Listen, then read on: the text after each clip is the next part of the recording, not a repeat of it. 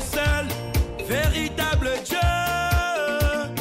En toi seul j'ai foi. Ne me laisse pas, Jésus, oui, oui, dans ces moments d'épreuve. Je ne compte que sur toi. Je ne regarde plus qu'à toi. C'est de toi que j'attends une solution favorable à mon problème. Nous allons prier pour les autorités. Lève tes deux mains. C'est une exigence biblique de prier pour les autorités, pour tous ceux qui sont élevés en dignité.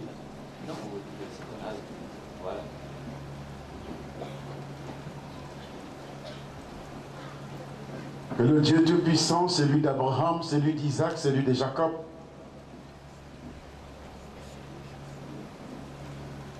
le Dieu de toute grâce, manifeste sa grâce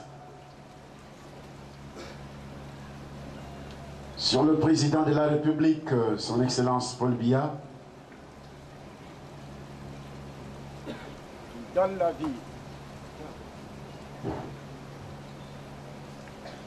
Qu'il donne la vie à cet homme et qu'il ajoute plusieurs années à la durée de sa vie, à la durée de son règne aussi dans ce pays. Que sa grâce aussi se manifeste pour qu'il y ait la prospérité sur toute l'étendue du pays.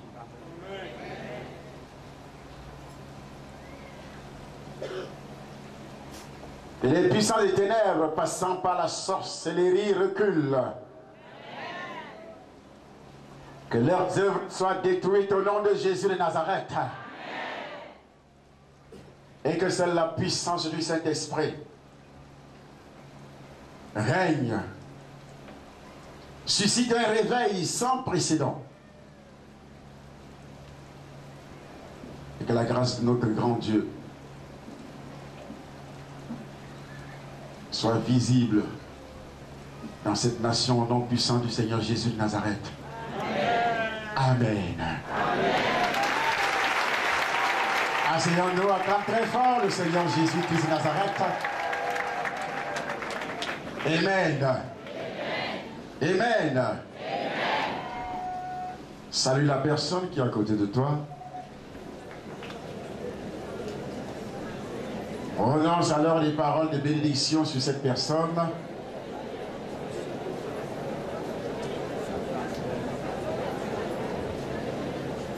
Des paroles de bénédiction pour cette personne.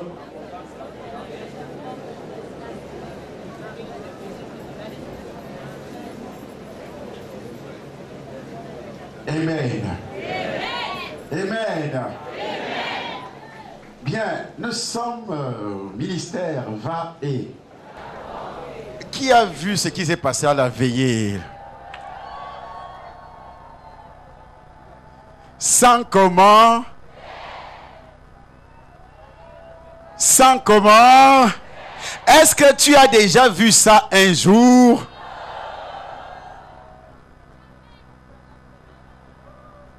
Amen. On me dit que les sorciers ont organisé une émission spéciale à Sky One jeudi pour détruire la veillée. Et lorsque j'ai prononcé les paroles en disant voici ce qui va arriver aux sorciers, à la fin de la veillée, dans la matinée, l'un des sorciers s'est déshabillé. L'un des sorciers, il a enlevé les habits selon la parole prophétique. Ce qu'il dit ne manque pas d'arriver. Et je déclare, vous allez voir la fin de tous ceux qui parlent mal de vos racontes. Vous allez voir leur fin dans ce pays.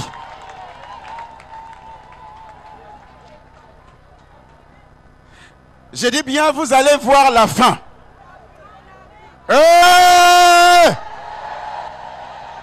C'est déshabillé.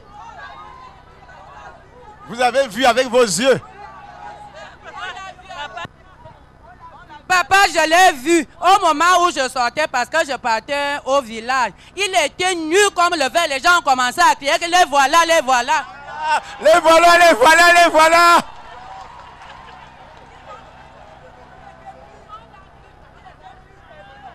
Oh! Le Dieu de Varacon ne blague pas. Quand ça sort de la bouche de papa, méfiez-vous, Camerounais. Je dis bien, méfiez-vous, Camerounais. Vous allez voir des choses que vous n'avez jamais vues. Vous étiez habitués avec la religion. Maintenant, Jésus est descendu dans la nation par toute sa force, par toute sa puissance. La personne qui va essayer de mettre la main dans le réveil, Dieu va te détruire, toi et ta famille.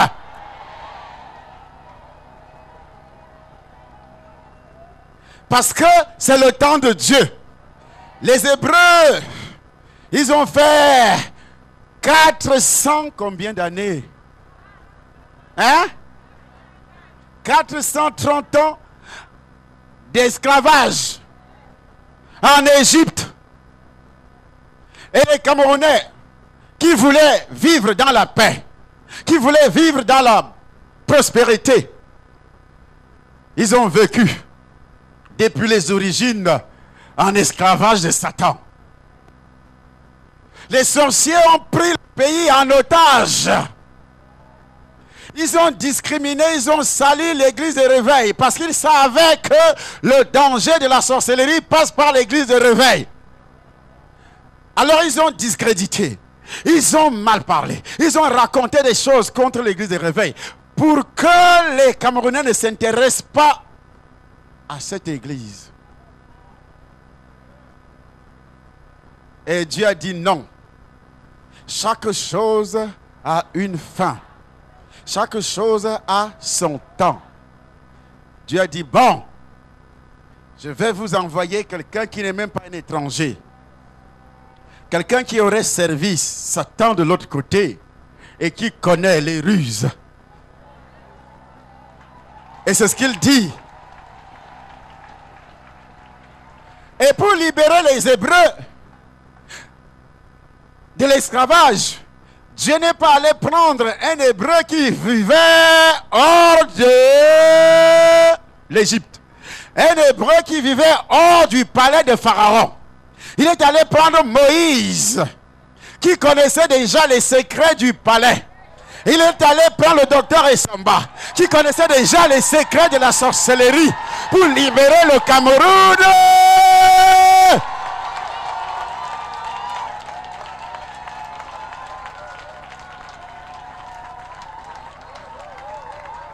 Dieu n'avait pas besoin d'aller chercher un théologien.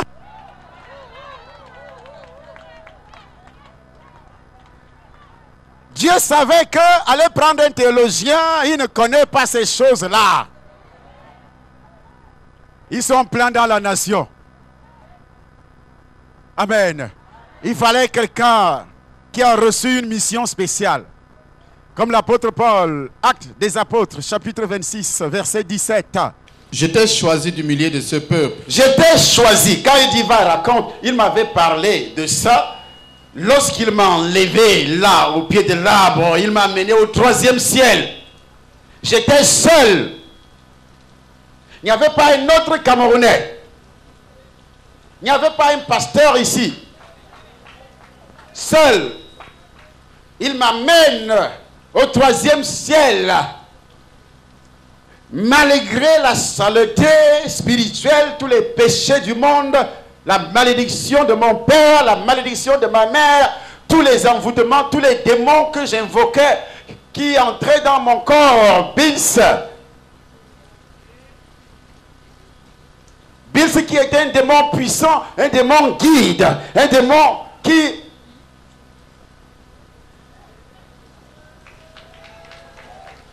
Mais Jésus-Christ est venu.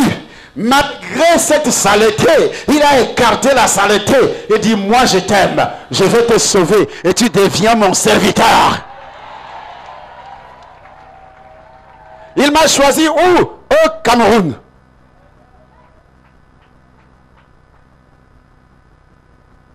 Oui. Et du milieu des païens. vers qui je t'envoie, Vers qui je t'envoie. afin que tu leur ouvres les yeux, Je t'envoie dans ce pays afin que tu leur ouvres les yeux. pour qu'ils passent des ténèbres à la lumière, Ils ont les yeux crevés. Qu'ils passent des ténèbres. Ils ont été envoûtés par les sorciers, envoûtés par les marabouts, par les féticheurs, qui leur faisaient croire qu'ils ont la puissance. Les féticheurs qui font croire aux Camerounais qu'ils travaillent avec la puissance de Dieu. Dieu dit qu'ils sont dans les ténèbres.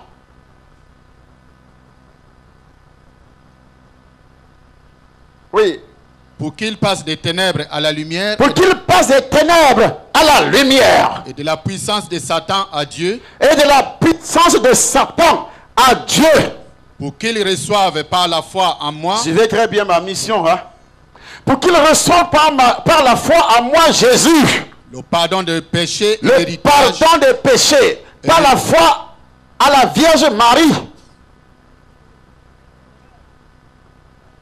Voilà encore autres ténèbres qui ont aveuglé les Camerounais. Dans la religion, ils sont quand même dans la religion. Jésus-Christ dit, par la foi en moi. Mais vous mettez la foi en Marie. Vous mettez la foi au...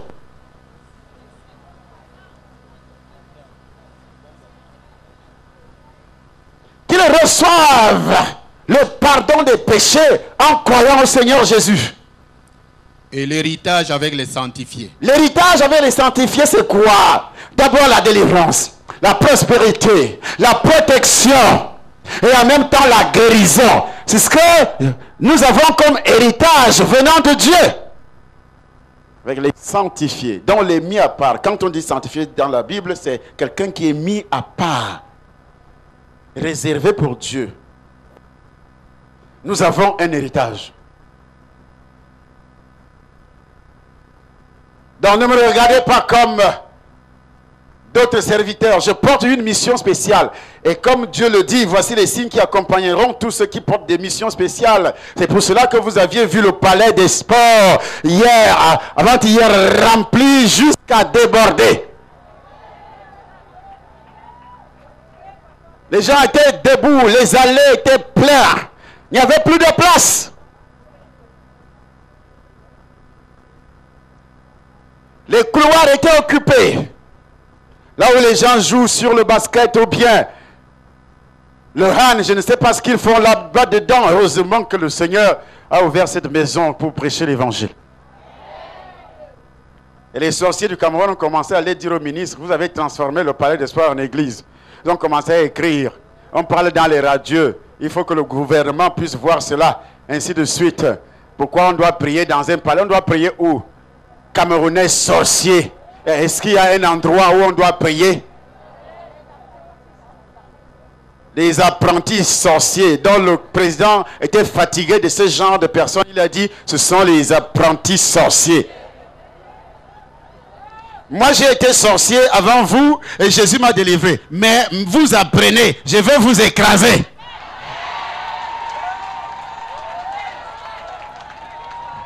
C'est ça la différence. Vous, vous êtes des apprentis. Moi, j'ai été déjà chevronné auparavant et Jésus est venu me délivrer. Et maintenant, je regarde ces choses comme l'apôtre Paul le dit, comme la boue. Comme la boue. Qui est sorcier? Ils sont en train de marcher nus maintenant. Ils sont venus pour tenter. Ils sont nus maintenant, plusieurs. Ça, c'est un évangile qui a accompagné des signes. Dieu n'a pas attendu. Dans la même nuit, les sorciers, et comme je le disais, d'autres vont mourir. Et dans ta famille, les sorciers vont mourir. La bouche de l'Éternel, le sorcier qui t'avait rendu malade va... La bouche de l'Éternel, il va...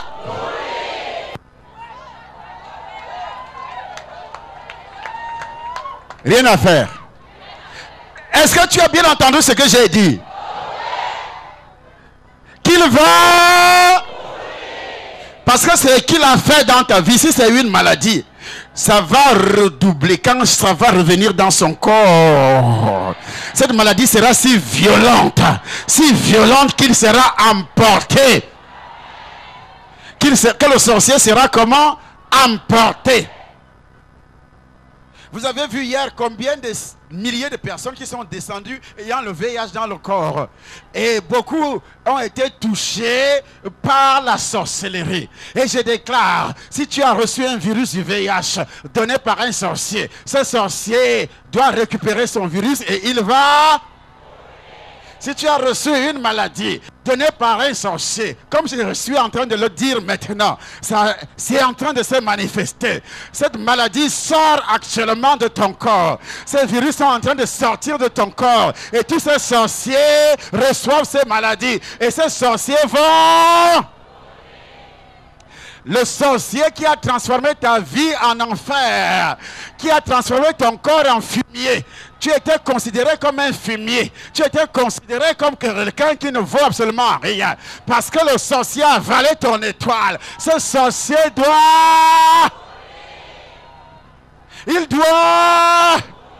Dieu doit purger le Cameroun.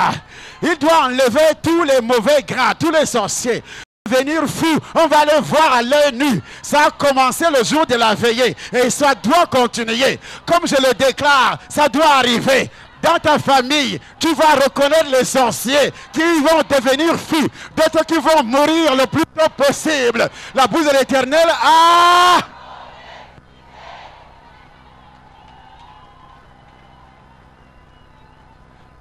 Nous sommes fatigués de la sorcellerie.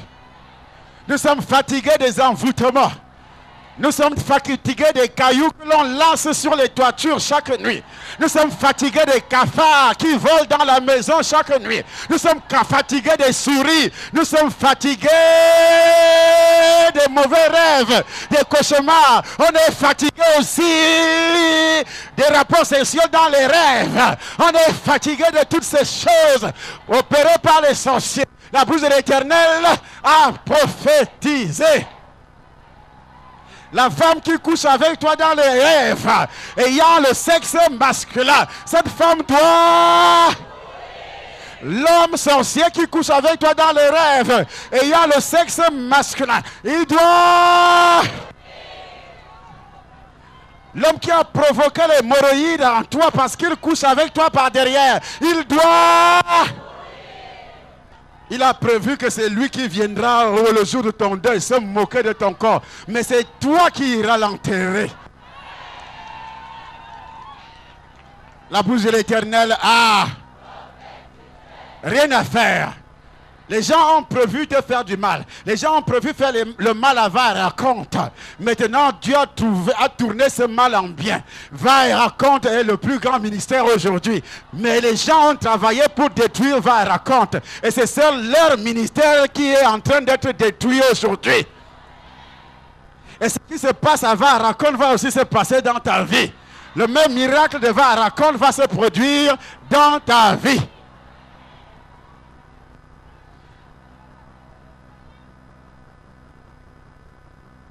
La bouche de l'Éternel a rien à faire. Il y a des pasteurs qui se sont ligués. Et Somba, on va détruire son église. On va détruire son ministère. On va détruire Somba. Hey! Dieu dit, attendez, vous n'en faites encore rien vu. Ils ont pris les journalistes de gauche à droite, donné le peu d'argent qu'ils avaient. Écrivez contre lui, écrivez contre lui. Dites, racontez ceci, racontez cela. Et ils écrivent par Internet, ils écrivent pas dans les journaux. Ils ont même fait sortir un journal en 2005, et en 2006. Et Somba, un serviteur du diable ou un serviteur de Dieu. Voici le serviteur du diable qui remplit le palais.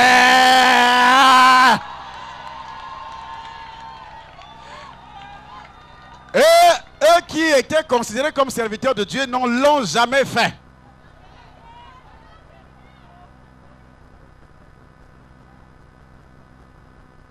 Même si on réunit toutes les églises réveillées, Yaoundé ne vont pas remplir le palais. Ils sont d'abord divisés.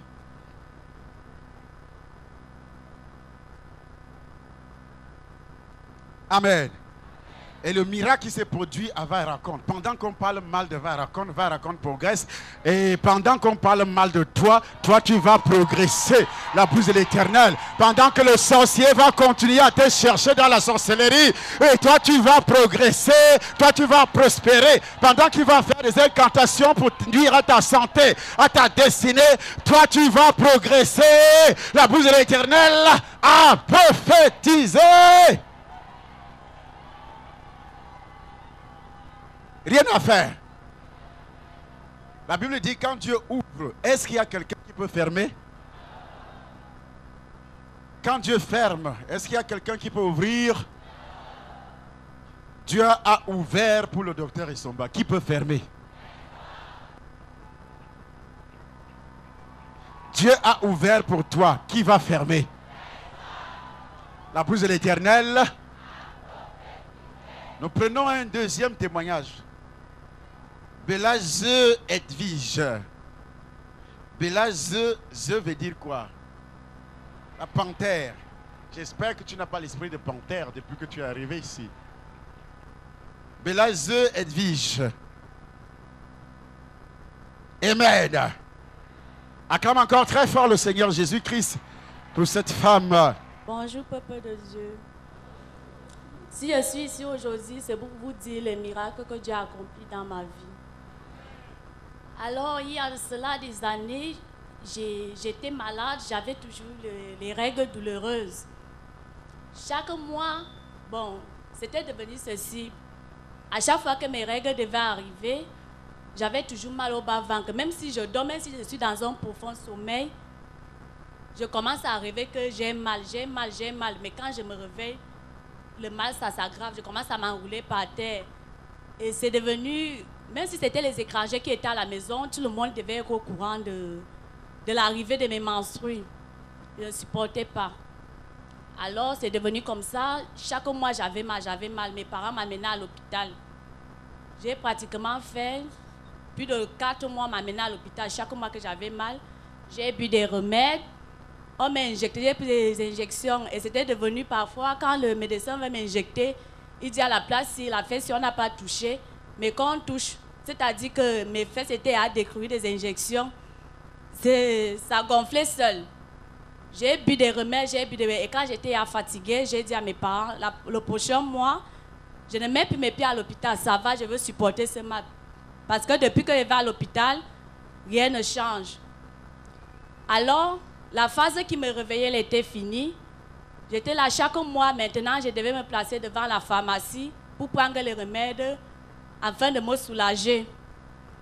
Je suis donc arrivée ici à Vairacon le 7 mai, un vendredi, avec mes parents. On est arrivé, c'était l'heure du culte. On a assisté au culte une fois. Après, donc, bon, on a vu l'homme de Dieu qui nous a conduits et tout. On était donc là. Je suis venue ici. Papa, il avait prié sur l'eau et les mouchoirs. Je rentre à la maison. Papa dit, avant de rentrer, tous ces gens, il a d'abord commencé à prophétiser. Il dit, tout ce monde qui ont les femmes qui ont les mal de bas-ventre et tout, les serpents qui rongent leur ventre, les serpents qui rongent leur ventre. Il a d'abord demandé de buger les gourvettes d'eau, j'ai bu. Mais ça, c'était qu'à chaque fois que j'avais mal, moi j'ai fait les internats. À chaque fois que je partais au village, c'était devenu une histoire. Parce que dans mon village, dès que toi tu tombes malade, c'est que toi qui es une fille, dès que tu tombes malade, c'est que tu as avorté. Les gens ont dit du n'importe quoi sur moi. Les gens m'ont connu sans me connaître parce que les gens racontaient les choses à mon nom. C'était que quand je passe, il fallait seulement que les gens se levaient même pour m'attaquer, pour dire que comment tu peux avorter, étant donné que les parents n'ont que toi comme fille. Alors avant cela, mon père m'a appelé, mon père me dit, ma fille, je ne vais pas t'empêcher, mais je te dis ceci. Si jamais tu tombes enceinte, n'avorte pas, parce qu'il y a les jeunes filles qui perdent leur vie parce qu'elles avortent. Même si le gars qui t'a enceinte n'est pas conscient, moi-même je le ferai, je vais tout faire. J'ai dit, ok papa, j'ai compris. Ma mère ne faisait que me demander les enfants, tu vas accoucher quand? J'ai dit à ma mère, je lui ai dit à maman. Est-ce que je dois accoucher sans mari? Et voici les erreurs des mamans qui demandent à leur fille, tu vas accoucher quand tu pousses la fille à la prostitution.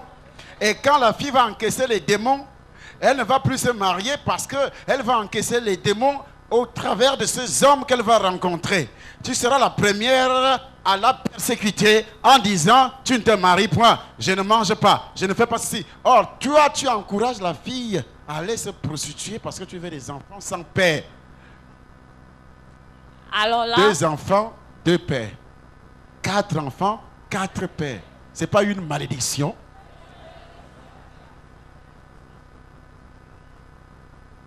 Il y a des mamans. Et elles vont s'asseoir dans les églises, le rouge à lèvres jusqu'aux oreilles.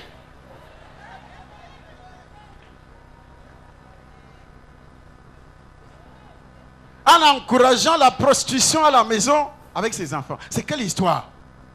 Que tu demandes à ta fille, tu m'amènes un enfant quand?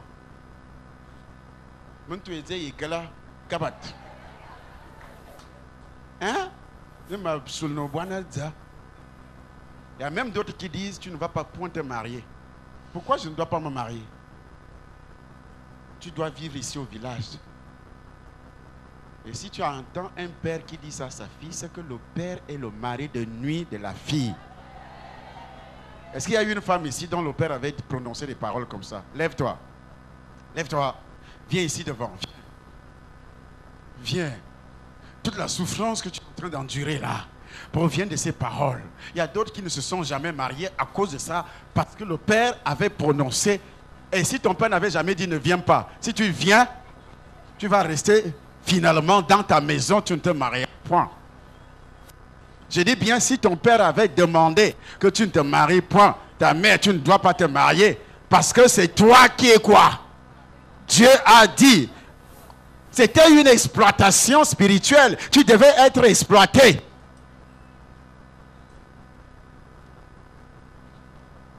Oh! Regardez de belles femmes comme ça, on t'exploite de cette façon dans la sorcellerie. Tu ne dois pas te marier, pourquoi?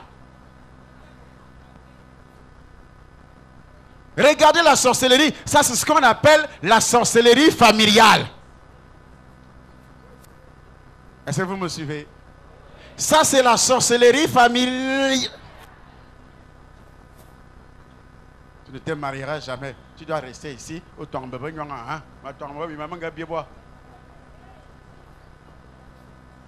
Tu dois nourrir tes petits frères. Tu dois nourrir tes petites sœurs. Je dois les nourrir avec quoi? Le peu d'argent, tu travailles, tout ton argent passe entre les mains. Toi, tu n'as plus de vie.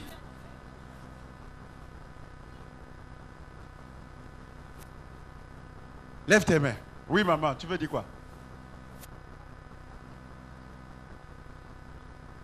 Et sa grand-mère disait tout, tu es un homme. Tu ne dois pas aller.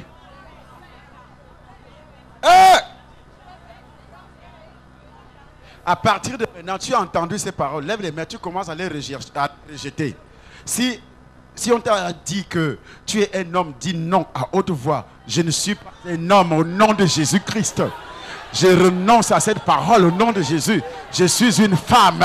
Je ne suis pas un homme. Je suis une femme. Je dois me marier. Je dois me marier. Je dois me marier. Je dois me marier. Au nom de Jésus, je dois me marier. Au nom de Jésus, je dois me marier. Au nom de Jésus, je dois me marier. Au nom de Jésus, je dois me marier. Au nom de Jésus, je dois me marier. Au nom de Jésus, je dois me marier. Je ne suis pas un homme. Je suis une femme. Je dois me marier. Au nom de Jésus, je renverse les paroles de malédiction. Je renverse les paroles de malédiction prononcées par ma mère, prononcées par ma grand-mère, prononcées par mon grand-père, prononcées par qui que ce soit. Renverse ces paroles au nom de Jésus. Tu n'es pas un homme, tu es une femme. Tu dois te marier. Tu dois te marier. Tu dois te marier. Seulement, seulement, seulement, seulement. Seulement, au nom de Jésus, j'ai détruit ces paroles. J'ai détruit ces paroles, cette malédiction. Au nom de Jésus de Nazareth.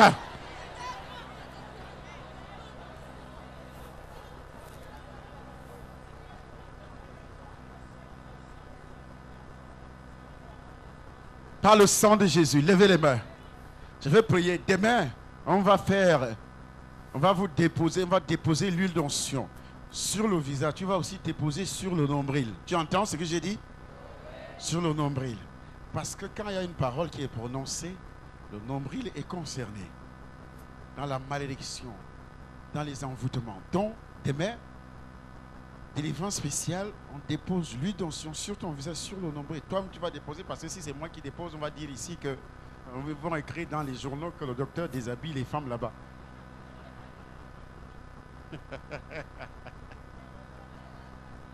Amen. On va te remettre l'huile, toi-même tu déposes. Hein? Et je vais me mettre à prier avec agressivité contre les sorciers. Lève les mains. Par le sang de Jésus, par la puissance du Saint-Esprit, par l'autorité de Jésus de Nazareth, je renverse toutes les paroles de malédiction prononcées par ton père, prononcées par ta mère, prononcées par un parent, grand-père, grand-mère, les membres de la famille, au nom de Jésus-Christ.